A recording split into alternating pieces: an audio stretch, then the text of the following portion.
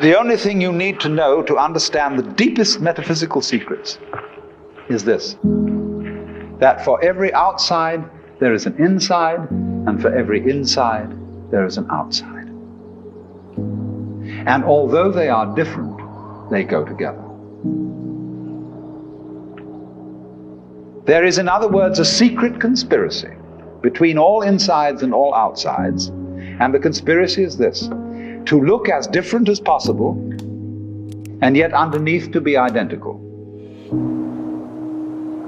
Because you don't find one without the other. Like Tweedledum and Tweedledee agreed to have a battle.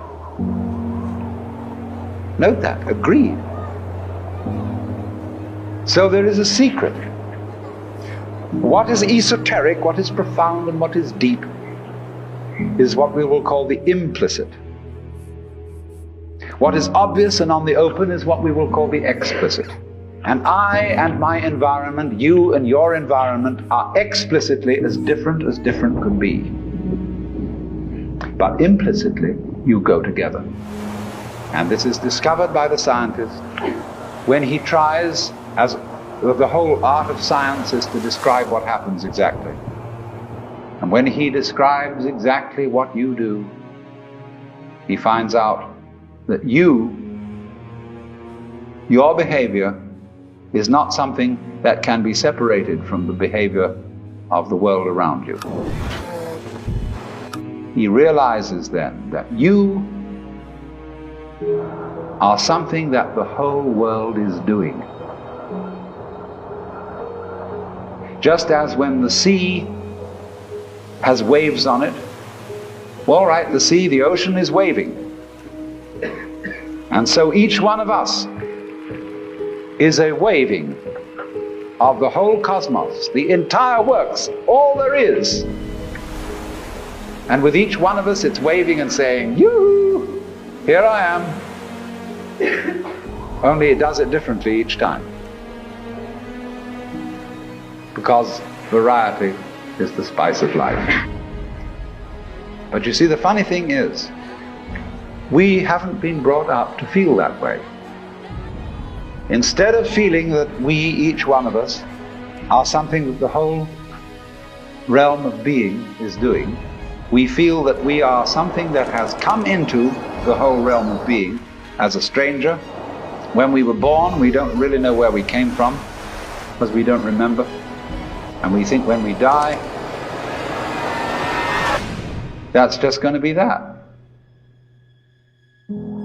Some people console themselves with the idea that they're going to heaven, or that they're going to be reincarnated, or they're going to Summerland or something, you know. People don't really believe that. For most people it's plausible. The real thing that haunts them is that when they die, they're going to sleep and never going to wake up. They're going to be locked up in the safe deposit box of darkness forever.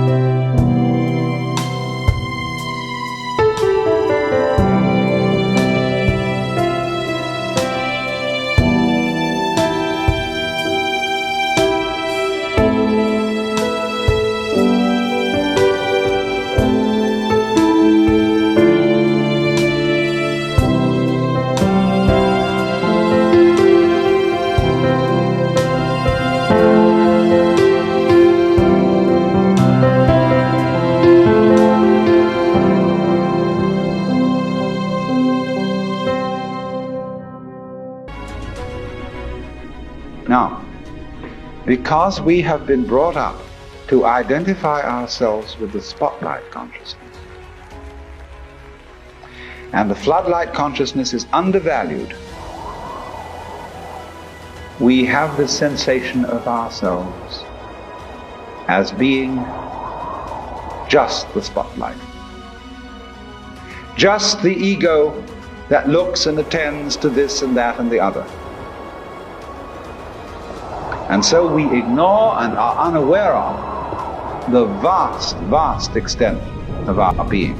People who by various methods become fully aware of their floodlight consciousness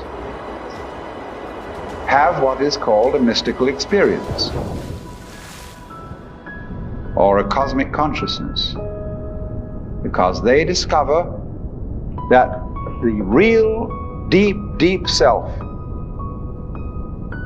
that which you really are fundamentally and forever, is the whole of being. All that there is, the works, that's you. Just as a sun or star has many rays, so the whole cosmos expresses itself in you, in you, in you, in you, in you, with all the different variations. It dances with infinite variety. But every single dance that it does, that is to say, you is what the whole thing is doing. But you see, we forget it. We don't know. We've been brought up in a special way, so that we are unaware of the connection. The external world is your own body extended.